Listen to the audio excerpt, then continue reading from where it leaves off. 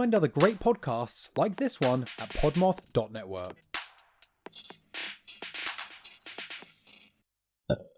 Got that one crisp and tasty. Clean belch for a return to the podcast. Hi, everybody. It's been 2 weeks. So strap in, motherfuckers. It's bone time. This is where I imagine the theme music will be.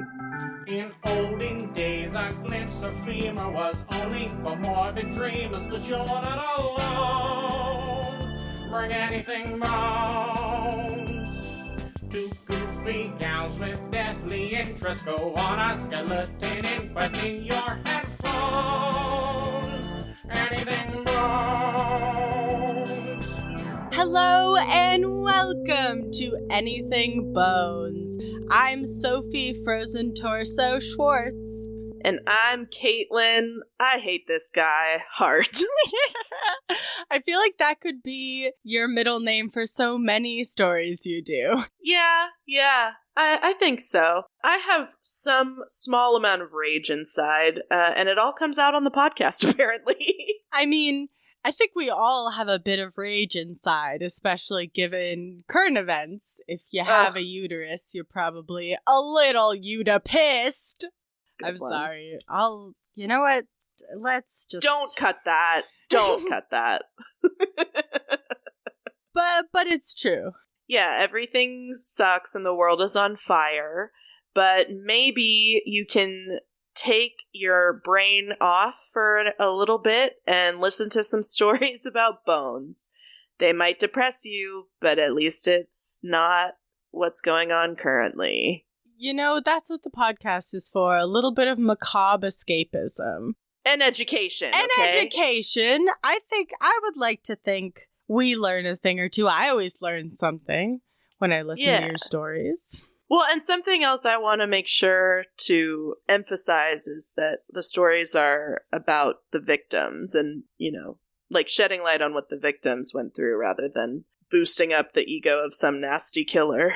Yeah, I don't prefer that angle when people are like, he was so cunning. No, he thought way too much about doing a hideous act of violence. Like how, I almost said Ted Cruz. I mean, he sucks too, but Ted Bundy, the way that, like... Slip of the tongue. Yeah, the Zodiac Killer. Yeah, and the son Ted of the Bundy. Zodiac Killer, yeah. No, I mean, I hate all the movies about him. It's like, I see them on Netflix or whatever, and I'm like, another one? Like, really? Same, and I don't know. I think Zac Efron is a wonderful actor, and he's... Props. Yeah, and maybe this is not cool to say, but the whole thing about Bundy is that he was attractive and that was part of it. But if you make a movie about Bundy, don't make him hotter. That's the thing. Zac Efron is way hotter than Ted Bundy. I'm sorry. Yeah. No, I think you'd be correct. I know I feel the same way. But it's just the putting them up on the pedestal, having sick of serial killer glorification. Let's all stop it. Just stop. But Katelyn, what did you do over your summer vacation? Over summer vacation, I went to Central Oregon with the family. It was a good dry heat. Spent some time at the pool. Definitely got my scalp burned. Nice. Little farmer's tan on my arms too. Just saw family a lot. How was your summer break? My summer break was good. I got 2 root canals, which were not fun in the conventional sense. Sure. But I did get way looped out. And I did ask, I was looped out of my brain, and I did ask the, endodontist or whatever, the tooth surgeon. I was like, what do you think teeth are bones? And he said, no, they're teeth. So. Oh, you heard it here first, everybody. Yes, because I was in my, like, extremely zoinked out state, I really wanted him to, like, walk me through it, but I was also actively falling asleep with my mouth wide open. Yeah, I was like, yeah. horror. And he's just like, nah, bitch, go to sleep. No, Let me drill your teeth. Yeah. I said what is the Novocaine that they put in your, like, the roof of your mouth and, like, all around that area to, like, numb you up. I told them that it tasted like the devil's butthole and that I would know. I was like, wow, Sophie.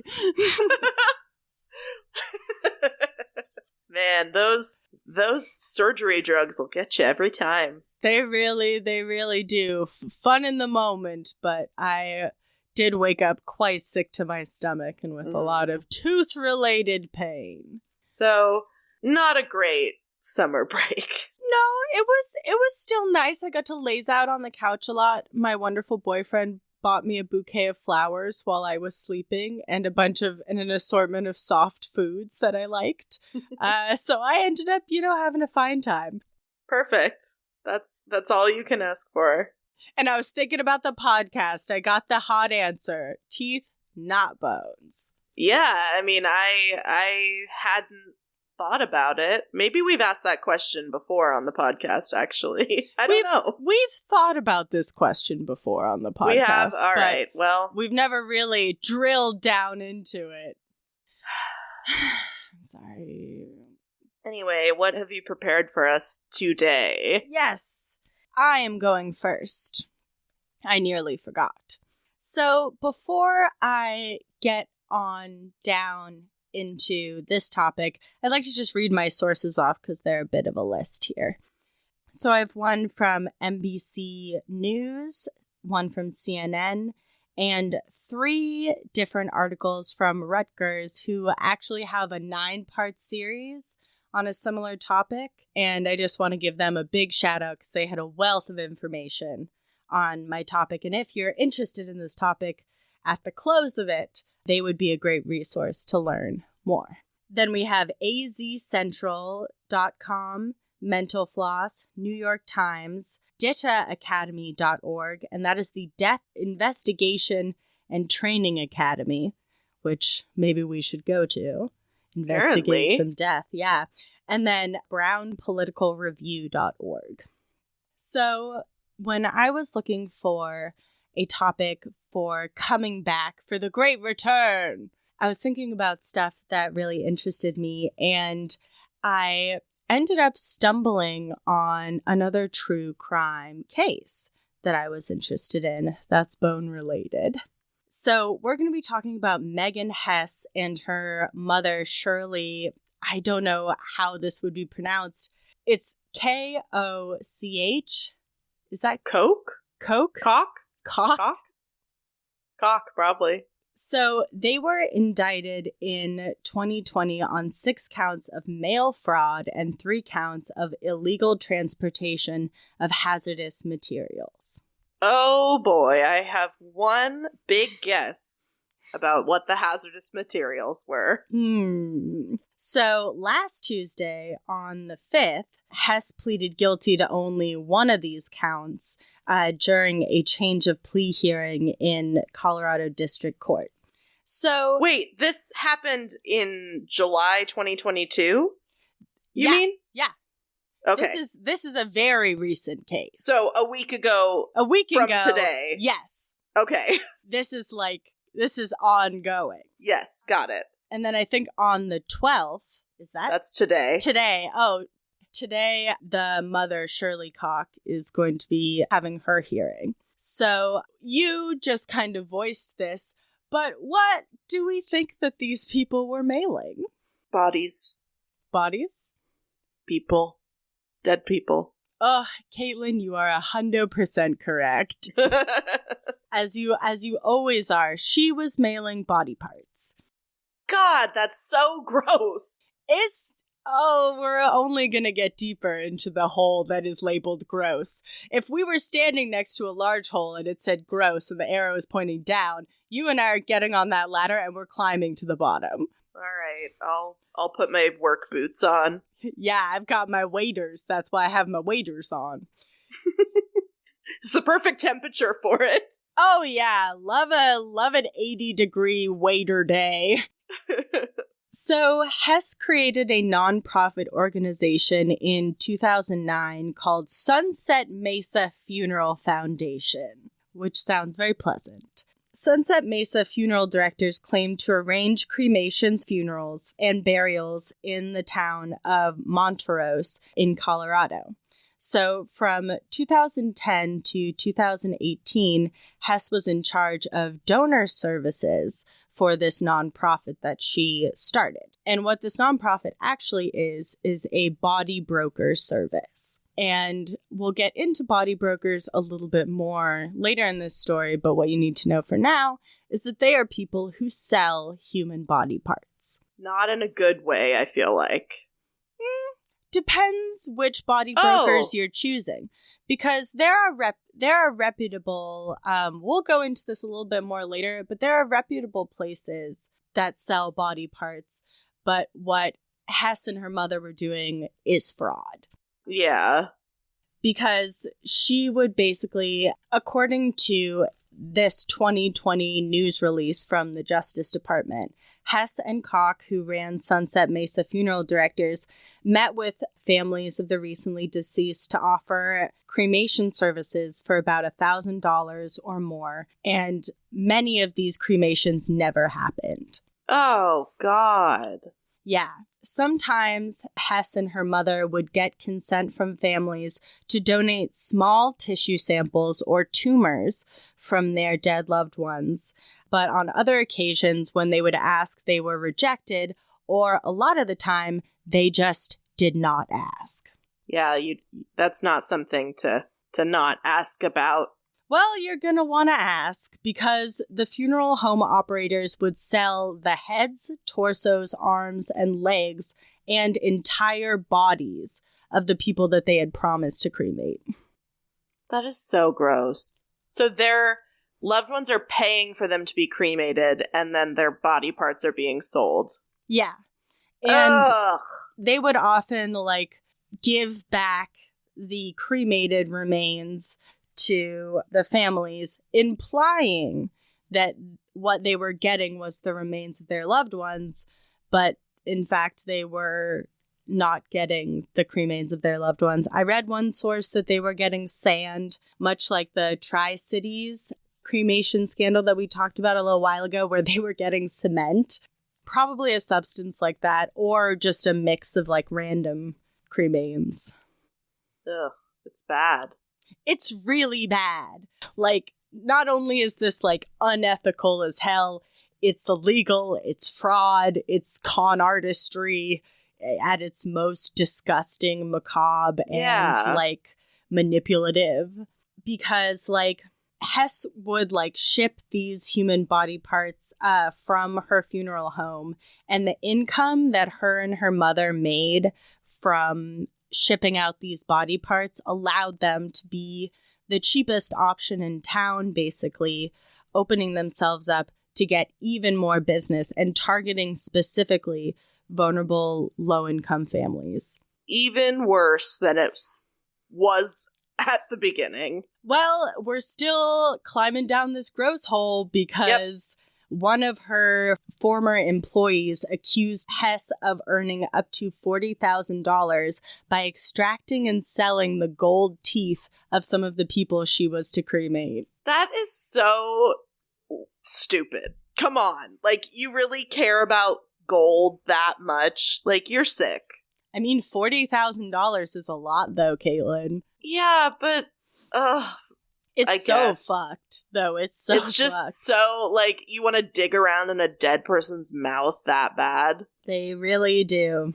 So besides the teeth thing, an argument can be made that they weren't targeting low-income families specifically, but Hess is pretty open about it in some of the documents that were found, communications between herself and other body brokers and places where she sold these bodies. There's a quote from her when she was writing to a body part buyer in 2014 where she said, quote, "Meeting with hospice on the 4th, opening the floodgates of donors. they have 4 or 5 deaths a day. Get ready, with like 5 exclamation points. How about a deal on full embalmed spines? 950? Question mark? What? Fully embalmed spines. Only 950. Just to have? To sell for, we don't know. I don't know specifically who she was selling this stuff to, but like, ideally it's research facilities, but like, I don't know that for sure. Yeah, it's probably not. She didn't really care where the money came from, it sounds like. No, and she didn't care about the science either, because according to FBI agents who raided her business in 2020, the 2 of them had forged paperwork with signatures to authorize like forms for donating these bodies. So that's fraud right there. And then she also has altered lab results for these donated like body parts, saying that they tested negative for diseases like HIV and hepatitis when they actually tested positive. So she's putting people in danger actively because she wants to sell the body parts. Oh, and you can't sell body parts that have diseases like that can still be like communicable. Yeah.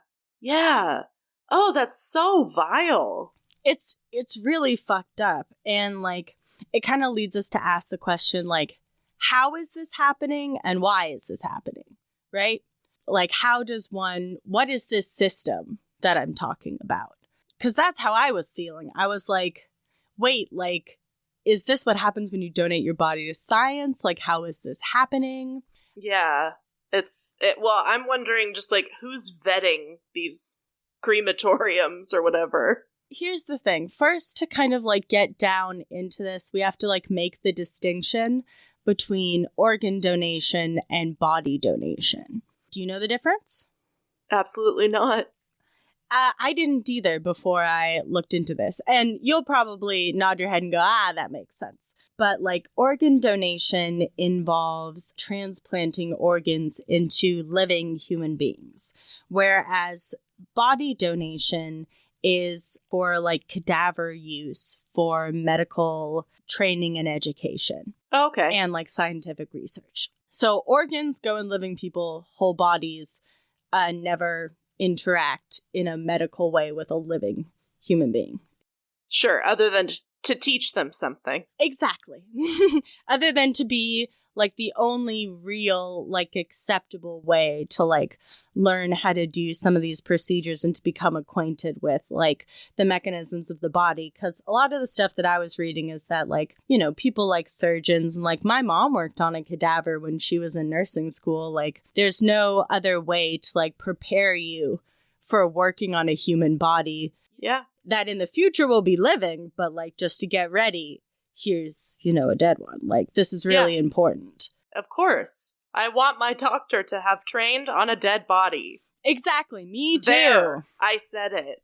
You don't need to be ashamed, Caitlin. But we would prefer these bodies get there through fully legitimate and consensual means, right? Love that. So organ transplanting, getting organs for living people to use, is heavily regulated by the government. And selling hearts, kidneys, and tendons for transplant is illegal. But there is no federal law that governs the sale of cadavers or body parts in use for research and education. So that's a problem. Yeah, that seems like an oversight. Mm-hmm. There are individual states that have laws that pertain to this, but sometimes they are very vague.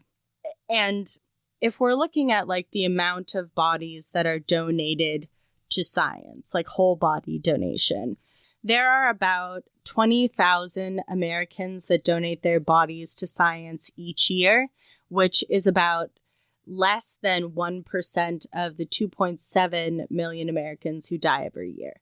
So that's an extremely small amount of bodies to go around to everyone who wants to learn medicine and, surgery and all that fun stuff. Sure. So many medical schools operate their own donation programs, where they can get like the majority of stuff for their research and education. But many other bodies are obtained from body brokers. And these body brokers are also known as non-transplant tissue banks, which sounds a lot more official and nice. It does. But they basically serve as middlemen between the like deceased loved ones and the people who are in the market for cadavers. So they solicit donations from families or patients, and then they dismember or otherwise like portion out the body for what they need and sell the human remains to whoever wants to buy them. Yep. Yep. Non-transplant tissue banks aren't allowed to sell organs for transplant purposes, obviously. But they can sell whole bodies for research and educational purposes. This is it's legal, but it skirts this law, the 1984 National Organ Transplant Act, which outlawed the sale of human tissue. But basically, body brokers say that what they do is a service. So you're not paying for human bodies, parts, you are paying for the service of getting them. Oh my god. You feel me? It's so complicated. And like, who's regulating the buyer? Like, it's if I just walk up to one of these places and I'm like, yeah, I need to do some research. Can I just like get a body if I have enough money? Like, what the fuck? Federally speaking, yes. That's weird. Right? I think so too. But as you might have guessed through all of this, this is an incredibly lucrative business. Like, one of the top body brokers in the world, Science Care, earns millions of dollars every year. So, basically, a human cadaver can sell for as little as $1,000 or up to $200,000. Jesus. Right? But a body broker will usually portion out the body into at least 6 parts, which is like, I don't want to think about that. I don't need to know why. But like, here are some prices for body parts, just to give you a ballpark of how lucrative this business is. $3,575 for a torso with legs, $500 for a head, $350 for a foot, and just $300 for a spine, which is a steal because we were just thinking about a spine earlier that was $950. Well, it was embalmed, so. That's true. More work had been done. Oh, God. Wow. That's a lot more than I thought it would be. It's somehow more and also less. Yeah, it's just wrong. It's like, but like, this is the grim to think about, but like, how would you price a human head? I wouldn't. Right? I wouldn't. I don't know. I don't make that assessment. I don't know. Ask somebody else. Pass is what I would say. Okay, yeah, pass. You're going to pass on that. I pass, yeah. All right. So there are many funeral homes that will pass on body parts, hopefully with consent, to these body brokers then to be sold for research and education. But the thing about this is that because the body broker trade is so lucrative, many funeral directors are starting to see the money there versus in the traditional services of the funerary business. There's a quote from Steve Palmer, who is an Arizona mortician who serves on the National Funerary Directors Association Policy Board. And what he has to say about this is, quote, "Some funeral home directors are saying cremation isn't paying the bills anymore, so let me see if I can help people harvest body parts. I just think families who donate loved ones would have second thoughts if they knew that." Yeah, I mean, it's so tricky because there's not like a living victim per se, but it's just like, it's not right. But they also need, I don't know how to feel about it. I want doctors to be able to practice, but not like this. I feel like the hard thing about it is kind of what I'm going to get to next, and it's hard to know how to fix this specifically, but like kind of like Hess, who we talked about in the beginning, the first case that we talked about, these industries tend to prey on people who are low income. Like, that's just the long and the short of it, is that, like, in a lot of cases, you're dealing with a lot of medical bills at the end of somebody's life, whether it's like medical bills, assisted living, you know, there's a lot that comes with dying is very expensive in this day and age. And so you drain out all your money trying to keep your loved one alive or comfortable. And then it comes time for the funeral, and you don't have all the expenses that you might want to have for that, right? So you're searching out people, unfortunately, like Hess, who have brought their prices down, looking to attract people who don't have other choices. You know what I mean? Yeah. Very shady and not right. Yeah, because what they do is they'll offer a cheap or free cremation if you donate some or all of the body. But then these people are turning around and making hundreds or thousands of dollars off of your deceased loved one, whereas you just drained your accounts trying to keep them alive. See, this is where it's like, how can this be fixed, right? Yeah, it seems like just like a never-ending cycle of shit. Right.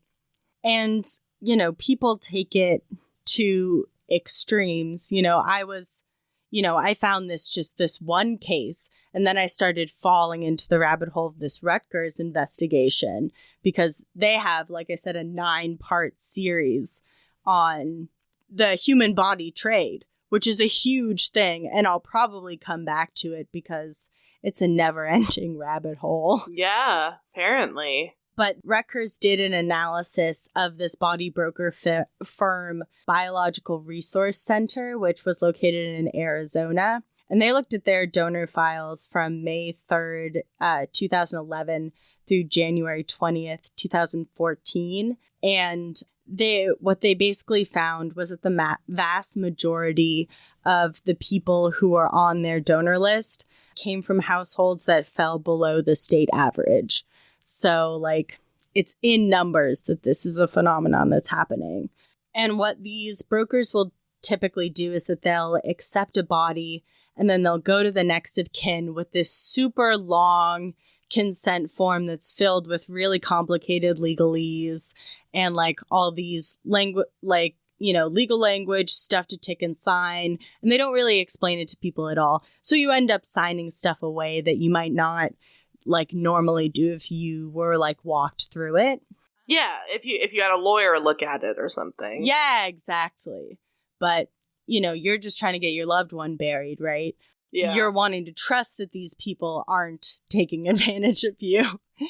Yeah, because why would anybody do this to grieving people? It's just gross. Yeah, but these consent forms basically okay these people to chop up your loved one and sell them for thousands of dollars with, you know, you getting a bag of sand in return. Yeah, for your trouble. For your trouble.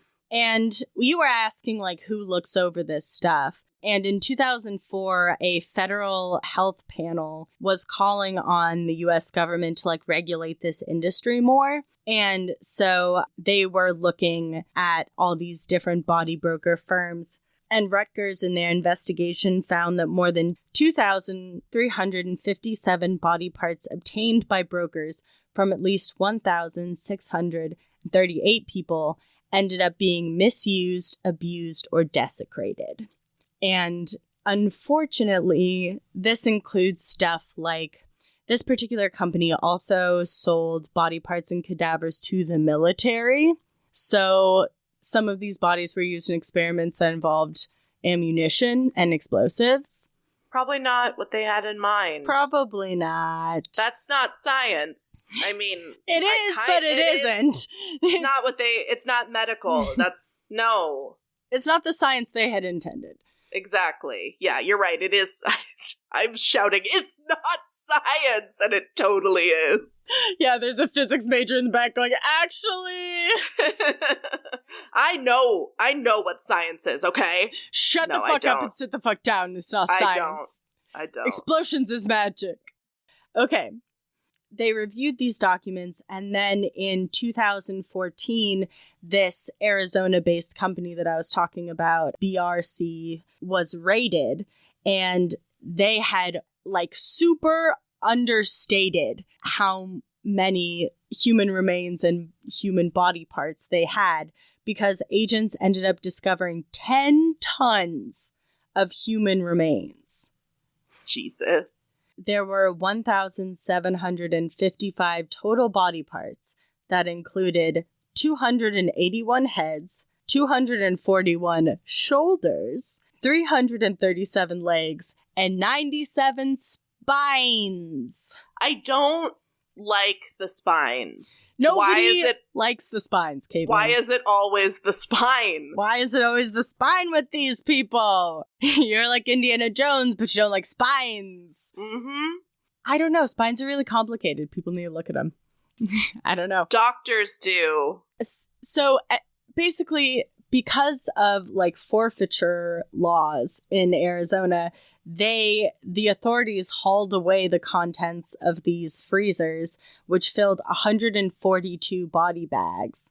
And one bag in particular held at least 36 parts from different people. I hate it. I hate it so much. It's an absolute horror show. It's so scary.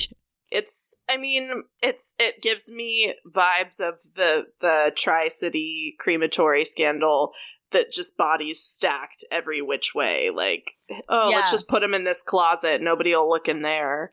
I mean, I find this way more insidious. Because the Tri-Cities guy, I don't know what was going on with him, but I think he may have had some mental stuff going on. But this is a widespread capitalist business.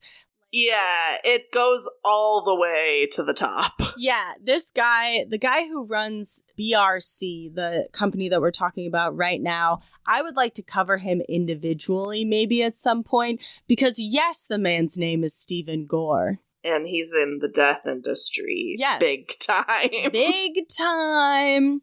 And the saddest thing about this is due to this seizure of human body parts being so large, they were not prepared to cremate all these people, the authorities. They were not prepared to do these cremations and burials. So some of these remains, the remains of 851 different people, were hanging out in a freezer for up to 3 years.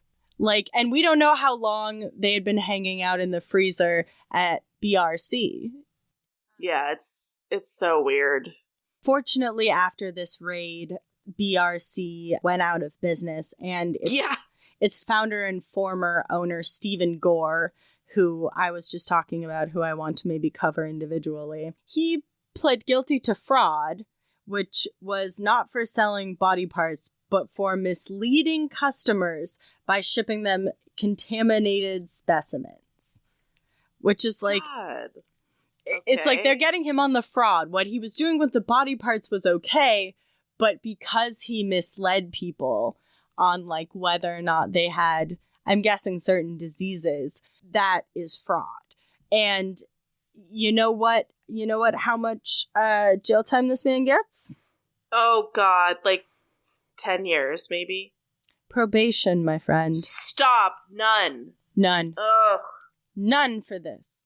So, Gore's attorney, whose name is Clark Derek, which is the most attorney name. Welcome to the Clark and Derek's Attorney at Law. It is they should be switched. It should be Derek Clark, I feel like. Yeah, can't trust him. He's got one of them backwards names.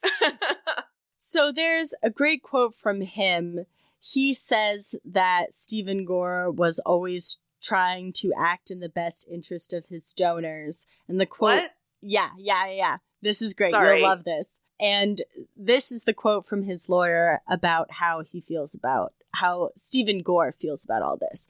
He says, quote, "At some point, the business grew exponentially. We became short-handed. We cut some corners. No. And for that, I apologize and make amends." eat shit. Die in the fucking gross hole. Die in the gross hole. I'm having trouble with this, I think, because it's like, okay, there are absolutely worse crimes. Like, yes. Of course there are. He did not kill any of these people. Exactly. These weren't living victims. But it's so disrespectful. It's so just, like, wrong and greedy and just gross. I hate it. And I hate that there was no consequence, hardly at all, for it. I mean, these people won money in some, like, civil suits. But, like, the thing is that, like, kind of like we talked about with the Tri-Cities, the victims aren't necessarily the dead themselves, but the people who were defrauded and the people who experienced the death of their loved ones again when they realize that they were not taken care of in the way that they had been promised or in the way that they had paid for. And, you know, this just rehashes the grief of a death that person might have thought that they were past, or, you know, really like spits in the face of the idea of donating your body to science. Because, like, this guy, Stephen Gore, is the most slippery, slimy piece of shit. Like, the thing is that there were two men who wanted to donate their bodies to science. And when they went through these consent forms, there's a box to tick whether or not you okay them to use your body for military experiments. These men did not tick that box, right? They die. A couple of days later, this guy has his people call their widows and hound them about it, try to convince them, and they, you know, give them the runaround. They talk these women's ears off, these grieving widows, 6 days after these men died, and they convince them they didn't really know what they were agreeing to. They just said okay, and soon enough, you know, luckily enough for these two men, they had stopped the military experiments, the specific ones they wanted their bodies for before their bodies could be used in that way. But, you know, they had a routine for this. Of course, this was not the first time they did it. No, definitely. That was a plot. You're coercing widows. That's like, I think that's on the big list of no-nos if I'm looking at it correctly from here. Yeah, I think we should leave the widows alone. Leave the widows alone. But what this ends up being about, if you take it all and you boil it down to its component parts, it's an issue of class and an issue of consent. Because these people are put in such a position by the way our medical system works and the way our funeral system works, that they don't some of these people that are targeted by these body brokers don't have the funds to give the funeral or cremation that their loved one might have wanted, or to give their body to science in the generous gifting spirit that people tend to do. Because when you get involved with these kinds of body brokers, these people who have these fraudulent, unethical practices, it is not a gift to science. It is a gift to their fucking wallets. Boom. Mic drop. That is the end of my story. Hell yeah. Damn, good job. Thank you. I got into this last night and was like, I am fucked. There is so much about this. I've already started. Well, I can't go back. Yeah. Well, let's claw our way out of the gross hole and listen to a cute little ad on our journey. Okay, I'll get the grappling hook. Will you hold on to me? Whee! Woo! Hey everyone, my name is Eddie, producer, legend, and host of My Crunchy podcast over on the Podmoth Media Network. If you're looking for something chaotic, somewhat messy, and very incomprehensible, then go stream My Crunchy podcast on Spotify and Apple Podcasts. So stop searching and start listening to all your new faves from the Podmoth Media Network team now. Oh, there's so much dirt and mud all over me. I think I have blood under my fingernails. All right, we're out of the gross hole. Let's let's get our smiles on and our shiny shoes. I don't fucking know what I'm saying. I've got my smile on, and I've wiped most of the mud off my shoes. Okay, great. That's good. That's very good. So, speaking of mud, that's actually, it's gonna make sense later. So, my story today is a murder. It is in England, my fave. Jolly old England. And it takes place in the 90s, so Oh, well, I don't yeah. know. Let's go. England, the 90s, all your favorite things. Yeah, what else do I want in a story? I want justice. Yeah, and maybe a ghost? Yeah. Okay, so my sources were Murderpedia, a website called the Forensics Library, an article from Medium, which was called, the titles of these articles. This is the title that hooked me. The Medium article is called "Spoiled Brat Murders Parents, Gets Caught by a Tree." Oh shit, I am ready. I have shaken off the last of the mud from my fucking shoes.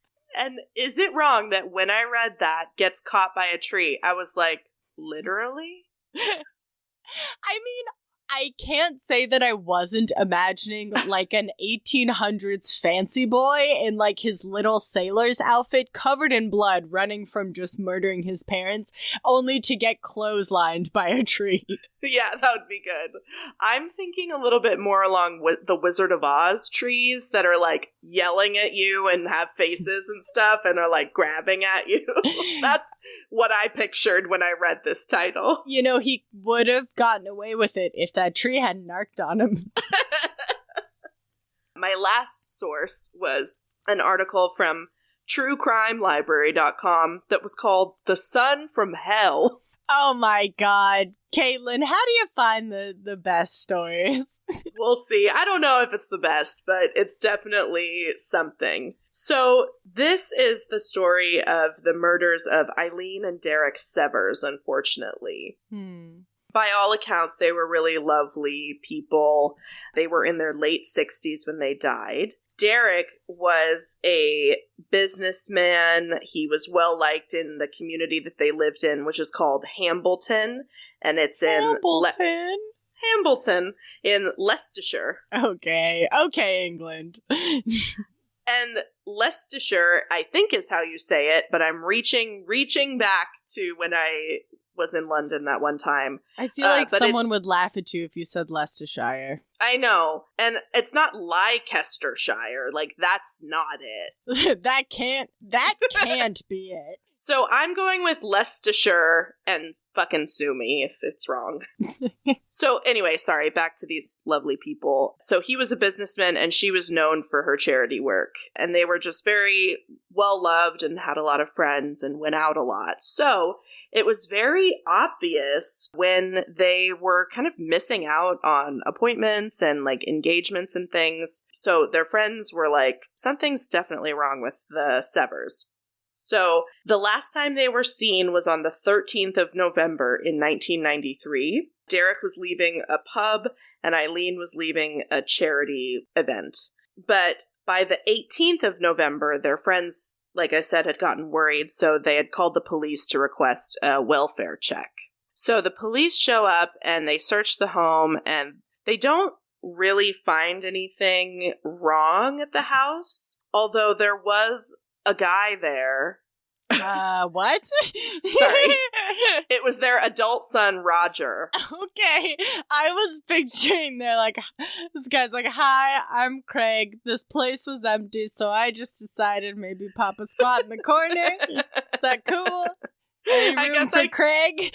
I could have said it differently. There was some guy there. There was some dude there. Just a random son of a bitch. Okay, he is a son of a bitch, but he wasn't totally random. He was, like, living there at the time. And there was a specific son of a bitch there. So Roger, the police ask, "Roger, where are your parents?" What the fuck is up, Roger? Yeah, everybody's pretty upset. Where are they? And he's like, "Oh, they're on vacation and I'm house sitting for them." So they investigate that claim, and there's no evidence that a trip had been planned. It was the 90s, so it's not like credit cards didn't exist, or like you'd have to take a bus, a train, a plane, something. Yeah, you, like, even in the 90s, you can't go anywhere without leaving a paper trail. Also, I keep forgetting it's the 90s. My brain keeps picturing that these are, like, bobbies from the 1800s. No. Thoroughly in 1993 right now. The year of our birth, yes. Exactly. So there's no evidence that they had planned a trip. Their cars are still there, so they didn't drive anywhere. And they had, like, appointments that they had missed locally. So obviously they weren't, like, why would you make an appointment when you're going to be on vacation? I mean, people will do that, in my experience, working at a doctor's office. I was going to say, that happen? Yeah. I'll call people, like, hey, you have an appointment. Oh, I'm in Hawaii. It's like, yeah, that happens, but... Yeah, well, your eyes are supposed to be here. Anyway, no. So even though Eileen and Derek were still missing, Roger was arrested 2 days later on suspicion of double homicide. So they were not wasting any time at all. I'm so intrigued by this. Please continue. What did they find in the Severs home? I'll tell you. What tipped them off? Why was Roger so fucking suspicious? I'll tell you. Other than being a piece of shit asshole. Which was visibly, which was a visible clue. Presentable in court. I guess, the police somehow find out that Derek and Eileen were very clean people. They kept a very tidy house, and the house was really, like, not in good shape. 2 of the rooms were just missing the carpet entirely. I thought you were going to say 2 of the rooms were missing. I was going to be like, how the fuck did he do that? Roger just, like, took a knife and cut out 2 rooms in his parents' house. Fuck, that's some wizard shit. No, he didn't. He just took the carpet out. That's suspicious.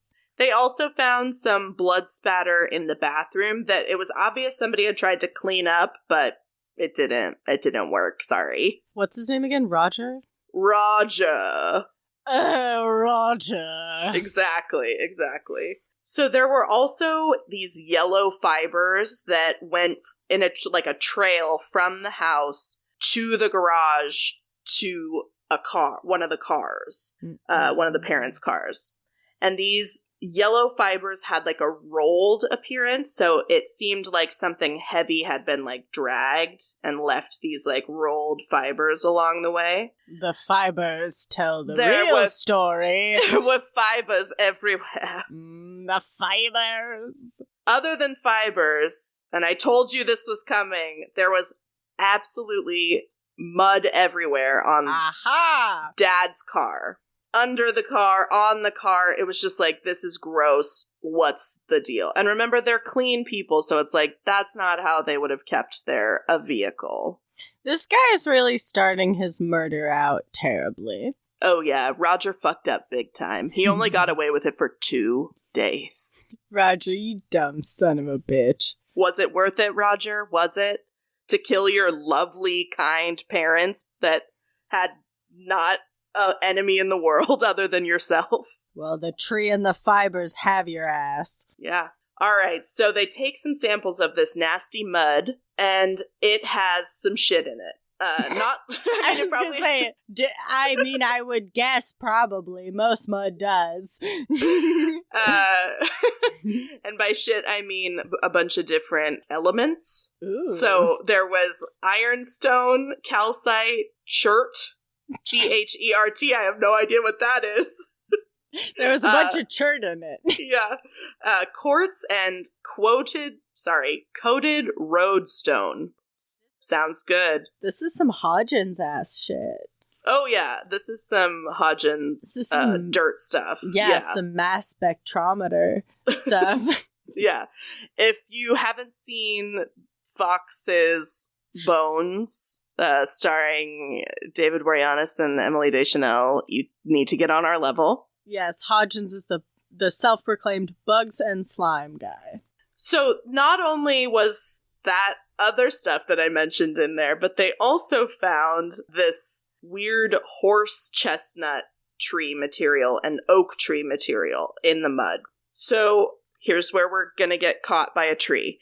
So horse chestnut trees are apparently very rare in the area that the Severs lived in. So geologists were able to figure out that there were like 2 spots in the area where this horse chestnut would have been. God, this guy fucked up so hard, he probably did not even know that. No. So they also found a little piece of fishing line, like in with the mud, I guess, or a sample of the mud. So they're like, oh, it's near water. So then they're like, we know where it is. It's on the Hambleton Peninsula at a place called Armley Wood. Wow, they dunked on him so fast. So they go to Armley Wood, just looking around, and they find there's a big mound of dirt over there that looks recently disturbed. And there's a lot of, like, sticks and leaves and shit on it. Like, it looks almost too perfect. Roger! Did Roger. you even try? Roger. Did you even try, Roger? Unfortunately, this is where they find the bodies of Derek and Eileen buried in a shallow grave at this Armley Wood on the peninsula.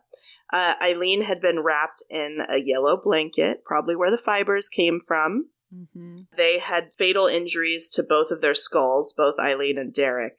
The kicker, because that's horrible and not good, the dirt that was piled on top of their bodies had come from their own garden. That's right. Are you That's serious? Right. This is a hideous crime. Like, it's hideous that he killed his parents. You have not even illuminated to me why, but I don't care. Like, this is... There's no reason for it. Yeah, this is hideous. Wait, is there none? You'll get to it. You'll get to it. Yeah, there's a couple options, but so the dirt, I shit you not, he made multiple trips back and forth getting dirt from his own property to put on his parents' bodies in the woods. Like, he took them to an area that was already kind of, like, hollowed out and somehow just, like, was like, I need to bring dirt with me. I can't get the dirt that's here. That's so wild to me, because that feels like the last thing you should do. Like, was he, like, why was he, like, he was just truly, like, laughably terrible at this. And, like, it's, like, I don't want to say that I encourage anyone to be good at murder. The faster we can find murderers and the worse they are, the better. But, like, this... Why would you take dirt from your own house? It doesn't make any sense. It doesn't make any sense. It's like if you left a note on top of the dead bodies. It's like, hi, my name is Roger and I killed my parents and this is where they're buried. Like, yeah. So back up a little bit. So pretend I didn't tell you about him driving back and forth with the dirt, because they didn't know that. But it's just wild. I couldn't keep a secret like that from you any longer. That is some of the craziest shit I've ever heard. Right? It's like, why? Okay. You people panic and do, like, really weird stuff in these situations, maybe. Yeah. Like, he's like, oh, I'll disturb the dirt if I dig in the woods? I don't know. It's really strange to me. Okay, I don't think we can puzzle out what the fuck this guy was thinking. Okay. So, who is this guy? Why do we think he did this? Here we go. So, Roger was 37 when he was arrested for killing his parents. He had just moved back in with them after he had this pattern of, like, getting in relationships. They would fail and he would go back to his parents afterwards. He would also work, like, odd jobs in the midst of all that, but he was never able to hold down a job for more than a few months. So he was also a notorious liar, and he would, like, lie to women to get them to, like, trick them into being in a relationship with him. Ugh. Apparently, allegedly. Gross. As far as why this piece of shit, like, decided that he needed to kill his parents, most of my sources said that he asked his mom for money and she refused. So he had this pattern of, like, relying on his parents. He couldn't hold down a job. He couldn't stay in a stable relationship. So that's definitely true. one source, and I believe it was the True Crime Library, said that he had had a child with his most recent relationship, the woman that he was in the most recent relationship with, and that the child was 2 years old, and Eileen and Derek just like doted on their grandchild, and they didn't want Roger to like ruin the relationship with the child's mother because they didn't want to be cut off from the grandson, if that makes sense. I guess that makes sense. Like, if they only had one grandchild and they really wanted a grandchild, and it sounded like they were very sweet, nice, sociable people who would probably loved having a grandchild. Like, you know, I can see that.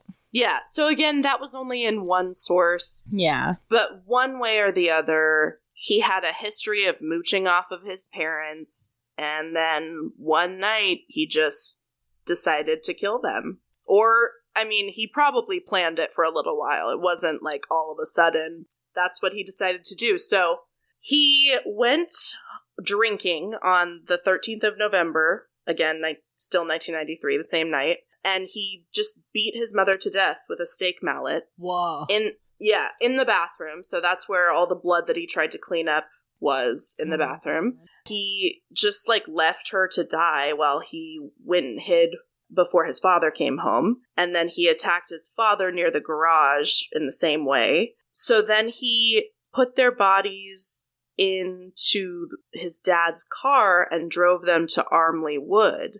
And this is when he goes back and forth with the dirt. Oh my God, guy. Yeah. Yeah. And put some leaves and twigs on it and was like, yeah, that's it. That's my perfect murder right there. Job well done. It's believed that the carpets that were missing from the house, like, there was blood all over them, so he probably burned those after he used them to, like, remove the bodies or whatever. He tried real hard to clean up the blood evidence, but just really didn't do a good enough job. They also found a to-do list. Okay. 3 of the things on that to-do list were clean the bathroom, clean the car, and put out the fire. Bro, if you have to put that on your to-do list, you're too late. Yeah.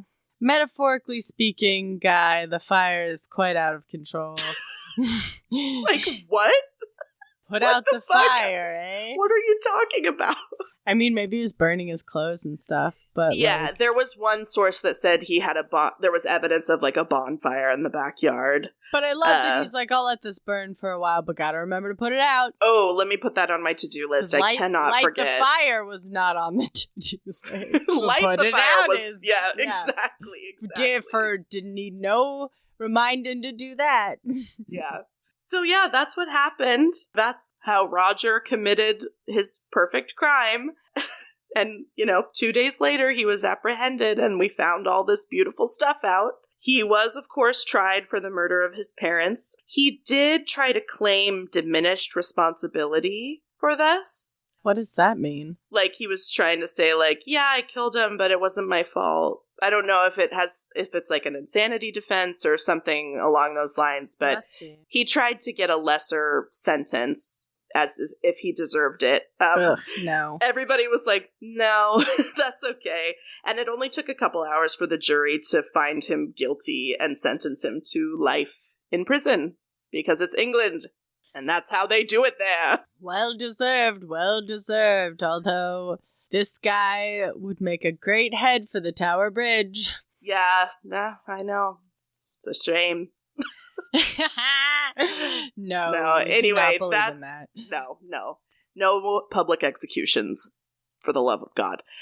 That's my tale. Yeah, these poor parents that just loved their son and tried to support him, and he killed them for it just because he felt like it.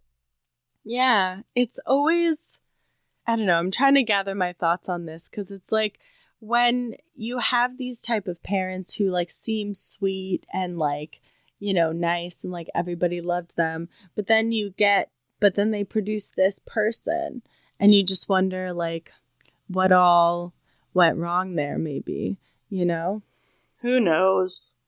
Like why? I mean, he killed his cash cows basically, like. Yeah, that's the thing. Well, he was their life insurance beneficiary. Did I not say that? You did not say that. Yes, Bada he bing, was. bada boom. Now it all makes a lot more sense. My bad. There's always the life insurance policy. There's always the life insurance policy. Moral of this fucking episode is they did it for the money. Like, you know, whether you're a body broker or a spoiled fucking son, apparently, you know, It's worth it to them somehow. Yeah, somehow it's worth it. And there's no way for me to make that make sense. Same. It can't. Yeah. Conning widows and killing parents. Yeah. What and a lovely episode. Getting caught by a fucking tree. Not literally, but indirectly. Oh, I really, really, really wanted it to end in him running away and then get knocked out by a tree. I know. The one great regret of choosing this story is that he wasn't caught by a literal tree. That's true, but he did get his shit hung out to dry by the fucking horse chestnuts, so we do have to thank them. Yeah, it was alright. They did good. They did good, those horse chestnuts. You buy yourself a beer on me, horse chestnuts. Alright, everyone. Well, stay safe out there. Stay vigilant. Look out for freaks and weirdos trying to take your body parts or possibly some money from you. Remember to be nice to your body, be nice to your bones, and bon voyage. Goodbye. Auf Wiedersehen. Thanks for listening to Anything Bones. Follow us on Instagram or Facebook at Anything Bones Podcast, or email us at anythingbonespodcast@gmail.com. Thank you to Nick Kruger for our spooky music and Stephen Vetteroff At Chubby Scrubby on Twitter, for our jazzy vocals, and thank you to Camilla Franklin at Camilla Strader on Instagram. for our beautiful bony artwork. Please rate, review, and subscribe. Welcome to the gross hole. Body parts everywhere. Spines along the dirt wall. And is that human hair? All right. That might be the end of the episode right there, I hope. Probably.